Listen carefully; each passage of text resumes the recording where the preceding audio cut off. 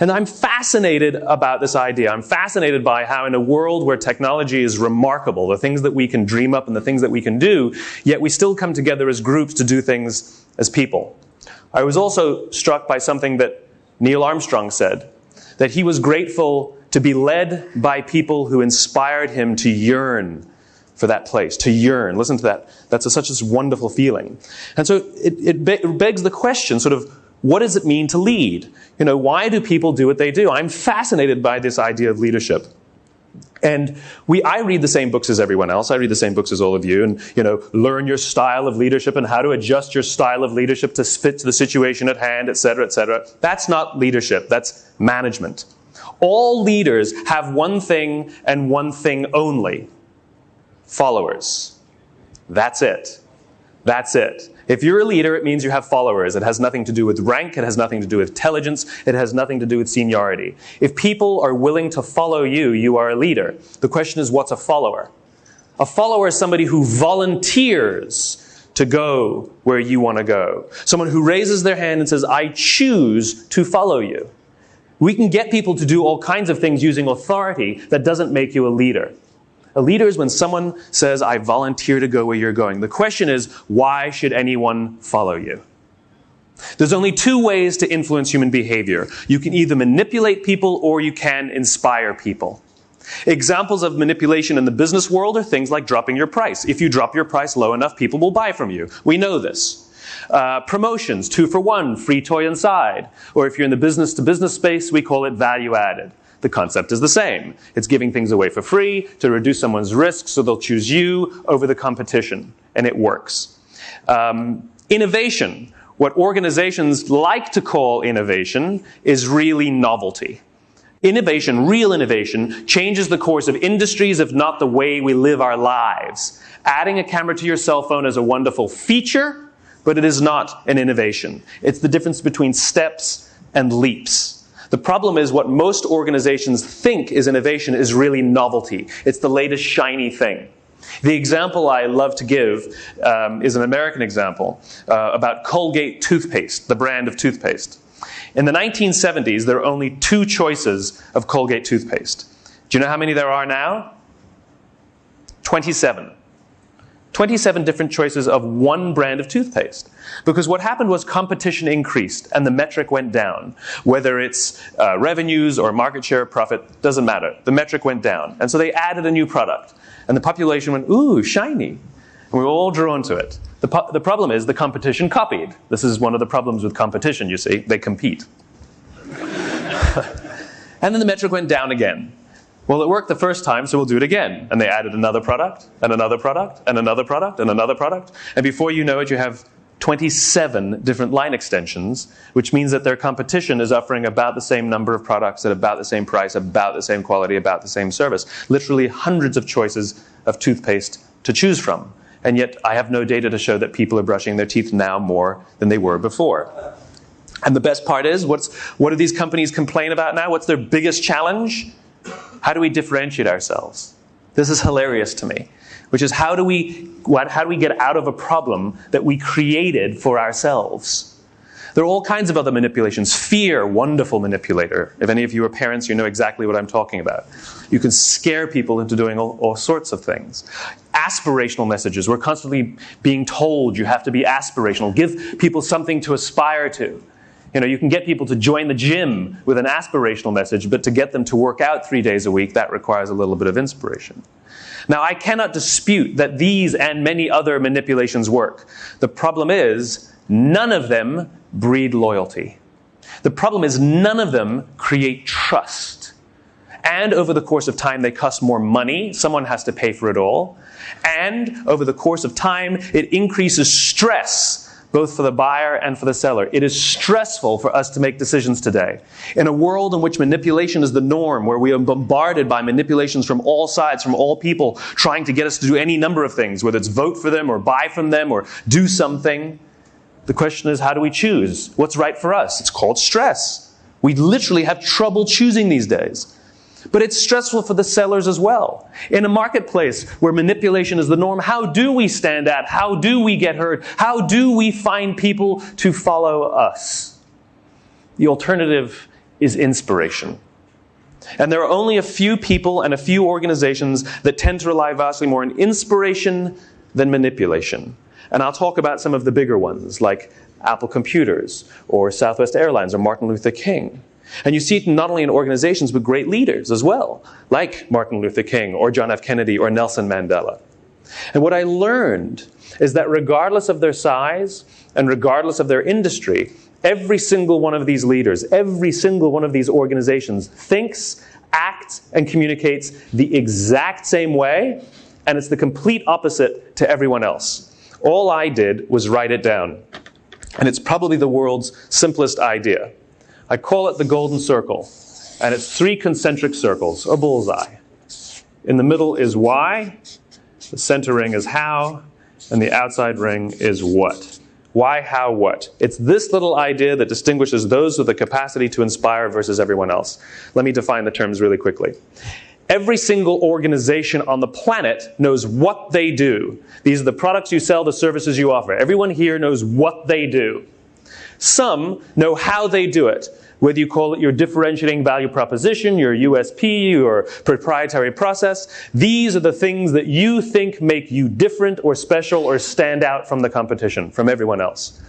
But very, very few people and very few organizations can clearly articulate why they do what they do. And by why, I don't mean to make money, that's a result. By why, I mean what's your purpose, what's your cause, what's your belief. Why does your organization exist? Do we really need another company to do what you're doing? Do we really need another one? Why did you get out of bed this morning? And why should anyone care? As a result, the way we think, the way we act, the way we communicate is from the outside in. It's obvious. We go from the clearest thing to the fuzziest thing. We tell people what we do. We tell them how we're different or how we're better or how we're special. And we expect some sort of behavior, a vote, a purchase, support, whatever it is. But not those leaders with the capacity to inspire. Regardless of their size, regardless of their industry, every single one of them thinks, acts, and communicates from the inside out. Let me give you an example. I use Apple frequently just because they're easy to understand and we all get it. If Apple were like everyone else, a piece of communication would sound like this. We make great computers. They're beautifully designed, simple to use, and user-friendly. Want to buy one? Meh. That's normal. Here's our new car. It's got, great gas mileage, leather seats, tinted windows. Here's our law firm. We went to all the best schools. We've got all the best lawyers. We win all of our cases. We work with all of the biggest firms. This is normal. Here's how Apple actually communicates. They start with why.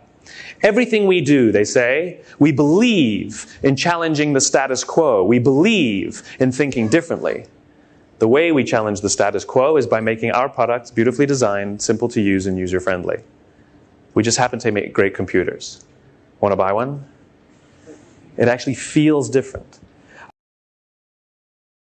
All I did was reverse the order of the information. What it starts to show us is that it's not what you do that matters, it's why you do it. And what you do simply serves as the tangible proof of what you believe. People don't buy what you do, they buy why you do it. This is the reason why every single person in this room is perfectly comfortable with the idea that Apple sells computers. We're also perfectly comfortable with the idea that Apple sells MP3 players and phones and DVRs. Apple is just a company, that's all they are. It's a corporate structure. Every single one of their competitors has equal and open access to the same resources, the same agencies, the same consultants, the same talent, the same media. It is a zero-sum game. The difference is, all of their competitors have defined themselves by what they do. We make computers. Apple has defined themselves by why they exist. To challenge the status quo. To give an individual the opportunity to stand up to Big Brother and choose a simple alternative. Everything they say and everything they do simply serves as proof. Dell makes perfectly good products. They're every little bit qualified to make every single product that Apple makes. And a few years ago they tried. A few years ago, Dell came out with MP3 players and PDAs, and nobody bought one. Doesn't make sense. Why would we buy an MP3 player from a computer company? But we do it every day, because it's not what you do that matters, it's why you do it. And people don't buy what you do, they buy why you do it. For this little idea to work, we have to have three things. One, you have to know why you do what you do. If you don't know why you do what you do, how will anyone else? You have to have clarity of why. Two, you have to have discipline of how. You have to hold yourself and your people accountable to your own guiding principles and your own values. And thirdly, you have to have consistency of what? Everything you say and everything you do has to prove what you believe. This is the concept behind authenticity. People are always telling us you have to be authentic. People prefer to buy from the authentic brand. They prefer to vote for the authentic candidate. What does that mean? How do you implement authenticity? If I send you home to your work tomorrow and say, please, the next thing you do, I want to make sure it's more authentic. What's the first thing you're going to do? No clue. What authenticity means is the things you say and the things you do, you actually believe.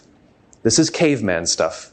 The reason the human race is so successful is not because we're the strongest. It's not even because we're the smartest. It's because we're social animals. It's because we have the ability to form communities and cultures. What's a community? What's a culture? It's a group of people with a common set of values and beliefs. What's a country? It's a group of people with a common set of values and beliefs. What's a company? It should be a group of people with a common set of values and beliefs. When we're surrounded by people who believe what we believe, something remarkable happens. Trust emerges. Make no mistake of it, trust is a feeling.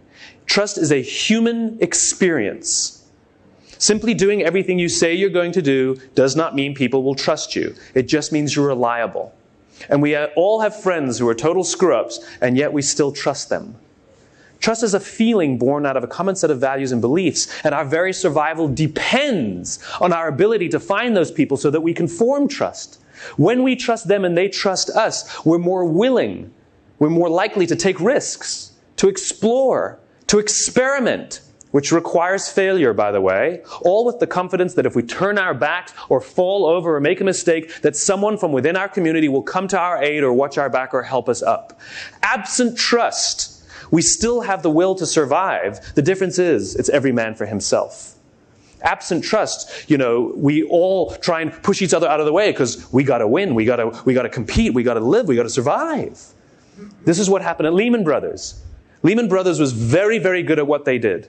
Very, very good at how they did it. But there was no sense of purpose or cause or why that bonded the company together. And at the slightest shake, the whole thing collapsed. Not in months, not in weeks, in days. That company collapsed in days. And that's because when stress started to show up, all the individuals said, I'm out of here. Got to look after numero uno. Got mouths to feed, got bills to pay. They're not the first organization to go through hard times. They're not the first organization to suffer financial scandal. The difference is in great organizations, in great cultures, and in great communities, when there is stress, the organization comes together to solve the problem. Absent trust, we back off and the thing collapses. The most basic human desire on the planet is to feel like we belong. Again, we are social animals and we all have the innate ability to do this. If I ask you to go out in the street and find all the people who believe what you believe, you know exactly what to do. You're going to strike up a conversation with someone. You'll either have good chemistry with them or you won't. You'll either get along with them quickly or it'll take some time. The point is, you know how to do it. Our survival depends on it. It's called dating. It's called making friends. It's called networking. We know how to do it. The problem is, it's not scalable. But if you know the symbols to look for, it becomes much easier. If I ask you to go out on the street and find all the people wearing red hats, it's easy. There's one, there's one, there's one, there's one, there's one, there's one. They're easy to spot because you know what to look for. This is what we do when we look for certain symbols and we read things about each other. Every single decision we make in our lives, as individuals or as organizations, is a piece of communication. It's our way of saying something about who we are and what we believe in an attempt to attract people so that they may form trust with us and we may form trust with them. There are people who walk around with Harley Davidson logos on their body, right? On tattoos. This is a corporate logo. Some of them don't even own the product. But it has nothing to do with the company. It has to do with them. Because Harley is so clear about what they believe, because they're so disciplined in how they do it, and they're so consistent in what they do, it gets to the point that everything they say and everything they do now serves as a symbol of the person, of who they are, of who they believe they are. And the reason we want to put those symbols out is so that we may attract people who believe what we believe. You can lie. You could tell people what we think they want to hear, and they'll still be attracted to you, except they'll be attracted to the lie. And then when they realize that it's not true, you'll have a hard time forming trust. This is what Tiger Woods did to us. He lied to us. He told us what he thought we wanted to hear, and we thought it was great. The difference is we found out it was a lie. And now he's having a very hard time forming trust again.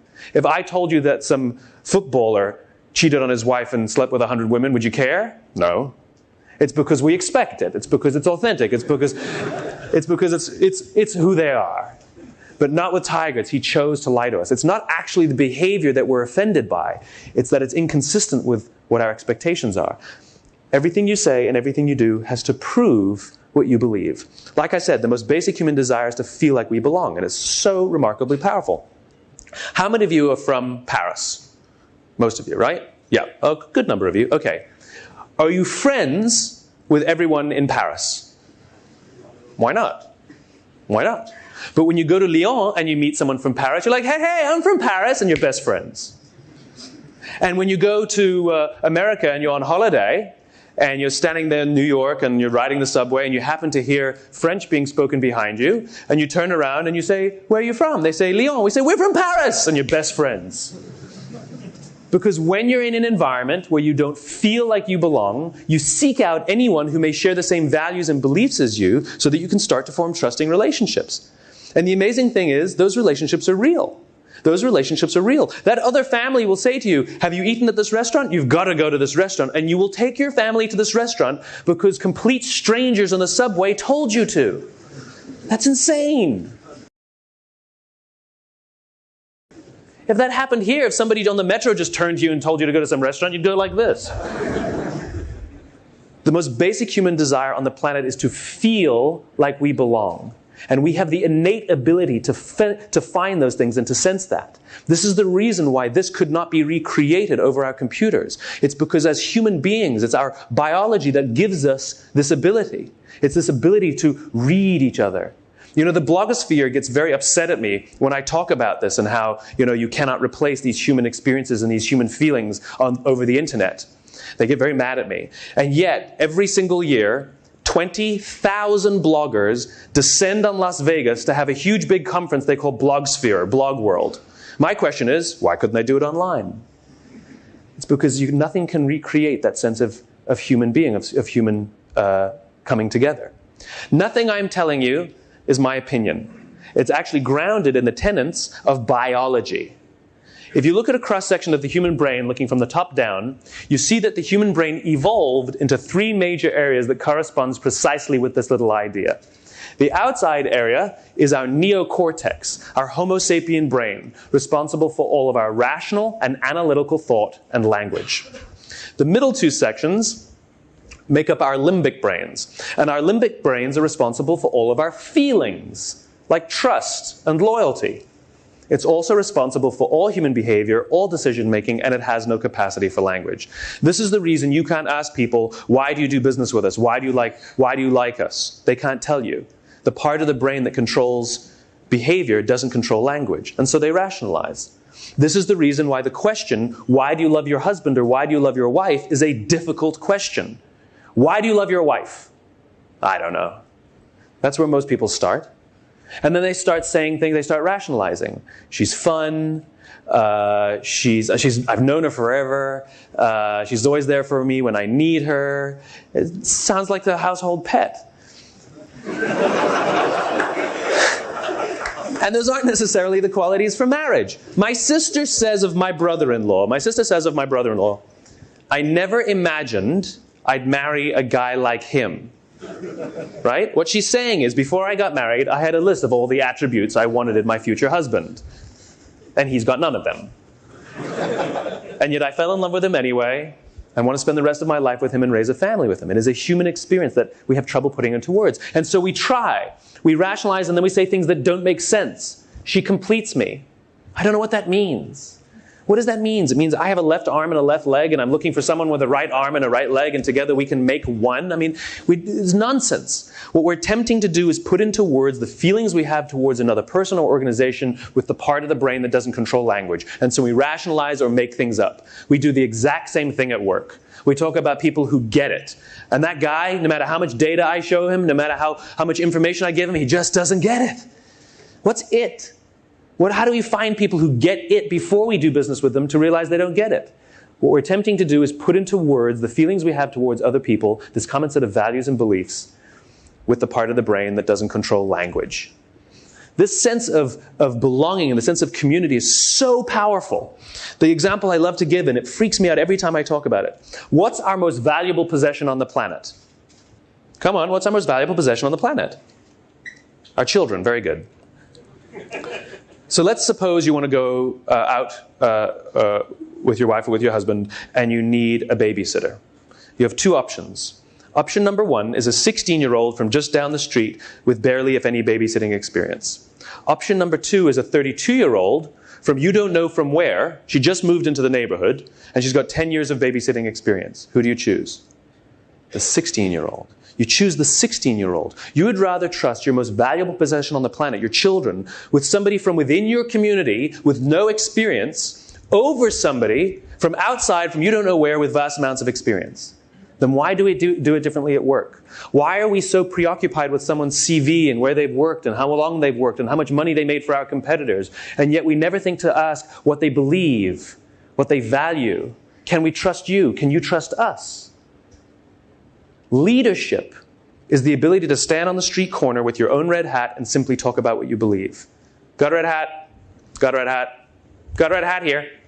And all the other people wearing red hats, whether they know their own why or not, whether they can see their own red hat or not, are eerily drawn to you. Because what you're able to do is put into words the way they see themselves. What you're able to do is put into words the values and beliefs that they hold dear, and they're drawn to you because they feel that they can trust you and they can start to form community around you. This is what leadership is. Leadership puts our own desires and our own values and our own beliefs into words. There's an inextricable link between leadership and communication. Those who lead are the ones who can clearly talk about what they believe, and those who can clearly talk about what they believe are the ones who lead. Let's imagine that we're out on a tour, a 3-hour tour on a boat, and we get stranded on a desert island. Here we are, all stranded on the desert island. The question is, how will we get off the island? Well, one of us stands up and says, I will lead. We like that. We're social animals. We appreciate leadership. And he stands up and says, okay, who's got ideas? You think we should build a fire? I like it. Good. You think we should look for food? Good. You think we should build a boat? Good. I like it. Okay, let's take a vote. At the same time, someone else stands up and says, as we were coming into the beach, I saw some masts over on the west side of the island, and I saw some smoke, which means there's a fishing village over there. And if we can get to that fishing village, we can find help. Now, we're going to have to get through this forest to get there, and I don't know how to get through the forest, so I'm going to need some help. But if you want to help, I'll welcome it, and if you don't want to help, don't worry. When we get help, we'll come back and get you. The question I have for you is, who do you want to follow? Who do you want to follow? We want to follow the second guy. There's no data to show that that fishing village exists. There's no photographs, and no one else saw it. The only thing we have is his conviction, his absolute belief in the existence of that world that we cannot see. And his ability to put that future state into words that we're drawn to. And we will volunteer to go with him, maybe even take personal risk. I don't know how to get through the forest. I don't know how to cut down trees, but I will go because I believe it's important. Not for me, but for the greater group. The irony is our own survival depends on our ability to help each other. This is the irony. And here we go. We rally together. We choose to take the risk. We choose to follow. We volunteer to follow him. And we go through these woods. And it's hard. And we have to cross rivers and go around boulders and chop down trees. And eventually we come to where he said the fishing village is. And there's no fishing village. Did he lie to us? Were we just conned? Was this all a big joke? Is this all for naught? And we say to him, where is the fishing village? You said there was a fishing village. You said if we could get here, we would survive. And he turns to us and says, I believe there was a fishing village, but that doesn't matter because look what we were able to do. We were able to get through that forest together. That means that we can pick absolutely any direction on this island and we will be able to get there. That's called leadership. When people believe what you believe, they will work for you with blood and sweat and tears. When they don't believe what you believe, they work for your money. The goal is not to surround yourself with everybody who needs what you have. The goal is to surround yourself with people who believe what you believe. There are a million reasons why people will do business with you that have nothing to do with you. You happen to meet some checklist that they have. They happen to hate your competition more. There's a difference between repeat business and loyalty, you see. Repeat business means I'll do business with you over and over and over again. Loyalty means I'm willing to turn down a better product at a better price to continue to do business with you. And it's the loyal ones, those who feel like they belong, those who doing business with you gives them some sense of identity or belonging. Those are the ones. Those are the ones who do great. And the reason is because it becomes personal. It becomes personal. We use these symbols, we use these companies, we use these leaders, we use these organizations as tangible ways of saying something about who we are. This is why people with Macintosh computers love opening their computers in airports. They love for us to see the computer they're using. How many of you love your Macintosh computer or know someone who loves their Macintosh computer? Okay. Rationally speaking, based on facts and figures, data, right? Factually speaking, Macs are substandard computers. They're at least 25% more expensive, sometimes double the price of their PC counterparts. There's less software, there's fewer peripherals, and I know because I switched to a Mac, they're absolutely slower. Rationally speaking, no one should ever buy one. But they do, over and over and over again. And when they decide they're going to buy one, they don't do any competitive comparisons. They're not comparing the price and the data and the features from one product to another. They simply decide, that's the one I want, and they go and choose it. And if you ask somebody who loves their Mac, why do you love your Mac? They don't tell you. Well, you see, I see myself as somebody who likes to challenge the status quo. And so it's very important for me to surround myself with all the people and the products and the brands to prove to the outside world who I am. Because I'm using these things as symbols to tell people about who I am in an attempt to attract people who believe what I believe so that I can start to form strong bonds of trust because my own survival depends on it. Biologically, that's what happened in the part of the brain that controls behavior but not language. And so they rationalize. It's the user interface. It's the simplicity. It's the design. And they say things that don't make sense. I'm a creative person, whatever that means. At the end of the day, what they're doing is they're using this symbol to say something about who they are, which is why people with Macs will never put big stickers of their families over the tops of their computers. It'll never happen. Cover up that beautiful glowing apple? Never. Never. And have you ever seen a dirty Macintosh? That's because they clean them. How many of you have broken out the glass cleaner simply to clean your HP? It doesn't happen. Never. But people with Macs will sit there and clean their computers, right? Because we have to keep it clean, because it is a symbol of who I am. And when you tell them, you know that you bought a substandard computer, they start foaming at the mouth, and they start getting angry, and they'll probably call you an idiot.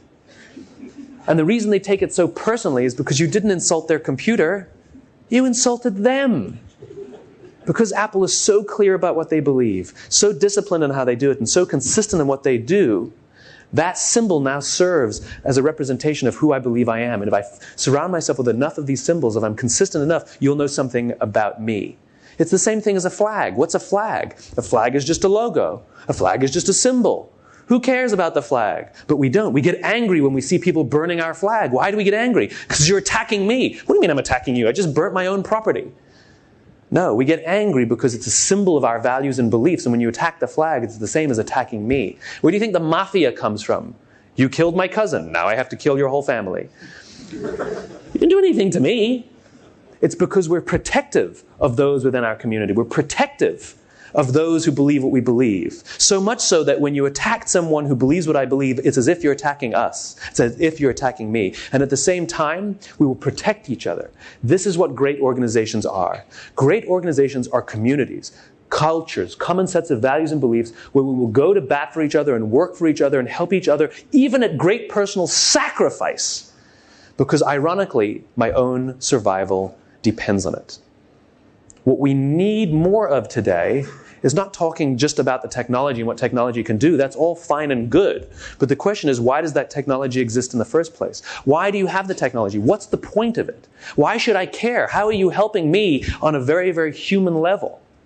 Innovation doesn't come from telling people to come up with a better technology. Innovation comes from solving problems that are deeply, deeply personal to me. We hail Apple as this great innovative organization, the most innovative organization in the world, blah, blah, blah. Where does it come from? Steve Jobs, by the way, do you know how many of the ideas that Apple currently sells, how many Steve Jobs came up with? 0. None of them. He didn't come up with Apple. Steve Wozniak came up with the Apple. He did not come up with iTunes or the iPod or iPhone. It was all people within his organization. What Jobs was able to do was put into words why they were coming to work. What he was able to put into words was why the company exists. He gave people something to build. This is what they were looking for. Just as Neil Armstrong talked about, that yearning. Give people some sort of yearning and they will solve the problem. This is what entrepreneurship is. Entrepreneurship isn't starting a business. Entrepreneurship is solving a problem. 35 years ago, before Apple even existed, Steve Jobs and Steve Wozniak were standing in a garage in Cupertino, California, and they made something they called the little blue box. It allowed people to avoid paying long-distance rates on their phone bills in a day and age when there was only one long-distance phone company. They were challenging Ma Bell, the existing status quo phone monopoly.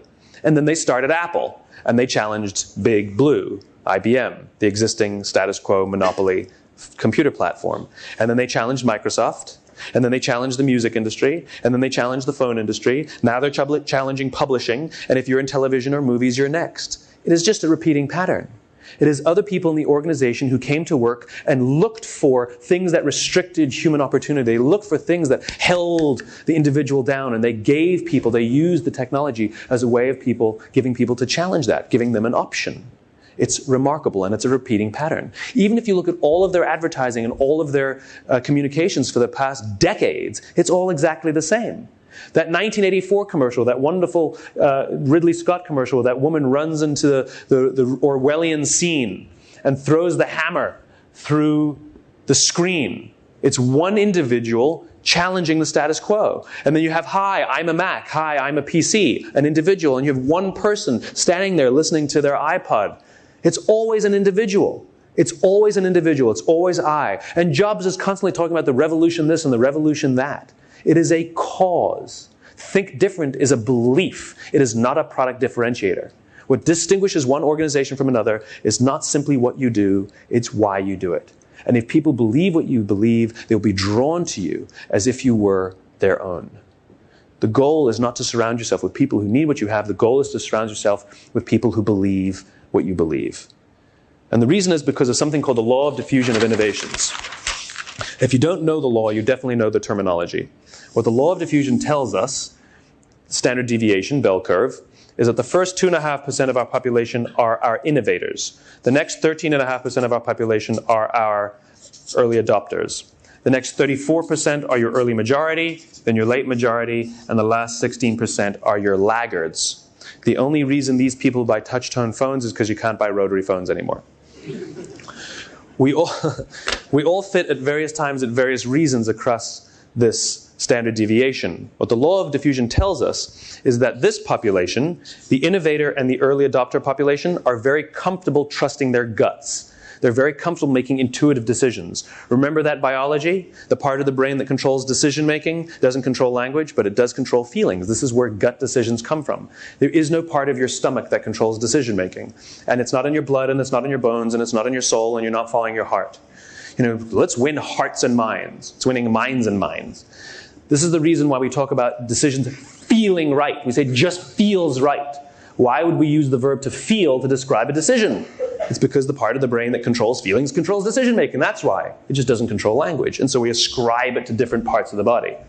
These people are very comfortable trusting their guts and making those intuitive decisions. This population, the majority, is more cynical, more practical. They absolutely care about things like price and quality and service and features. The problem is that they will not try something until someone else has tried it first.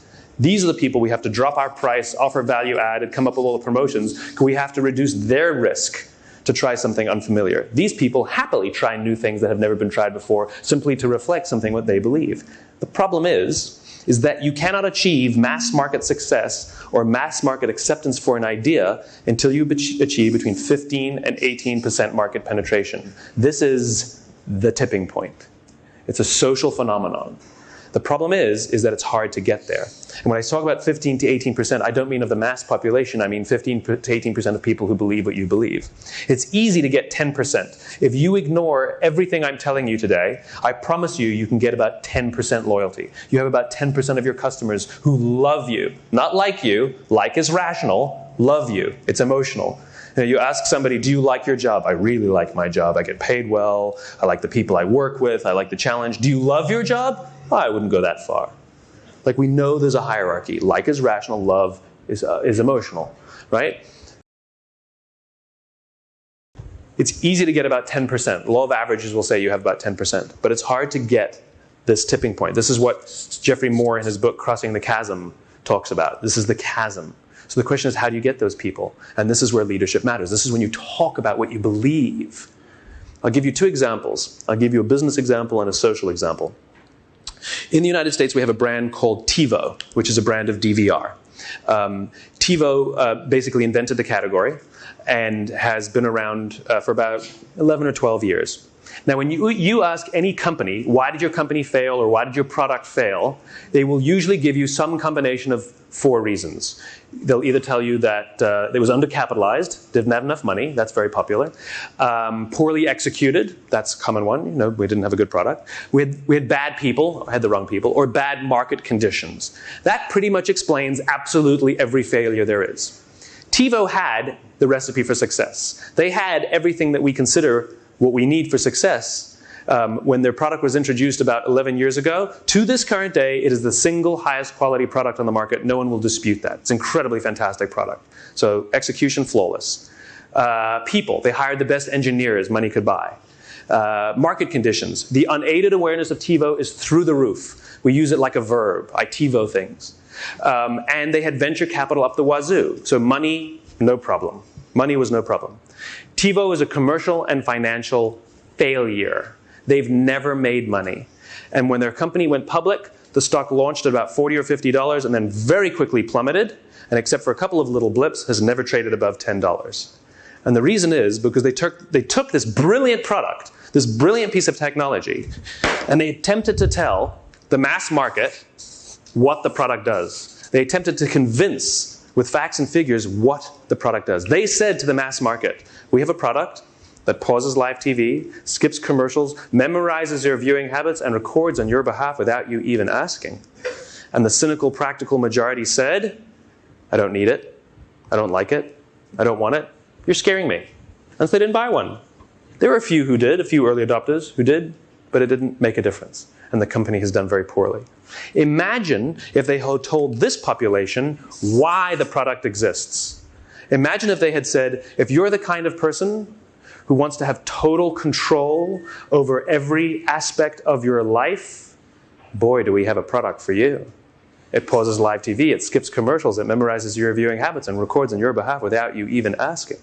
In this instant, what the product does serves as the tangible reasons to believe it. They're not the reasons you use to convince somebody to choose you over the competition in the first place. It's not what you do that matters, it's why you do it. And people don't buy what you do, they buy why you do it. I'll give you my favorite example. It's a social example. In the summer of 1963, 250,000 people showed up on the Mall in Washington, D.C. to hear Martin Luther King give his famous I Have a Dream speech. There were no invitations sent out and there was no website to check the date. How do you do that? How many emails did you get to be here today? And there's only, a few hundred people? 250,000. Dr. King was not the only man in that country who knew what had to change to bring about civil rights over there. He wasn't the only great orator. He wasn't the only man who suffered in a pre-civil rights America. In fact, he wasn't even the perfect man. He had his complexities. We just don't talk about those things. The difference is he didn't go around telling people what we need to do, what we need to do, what we need to do. He went around and told people, I believe, I believe, I believe. And people who believed what he believed took his cause and made it their own. And they told people what they believed.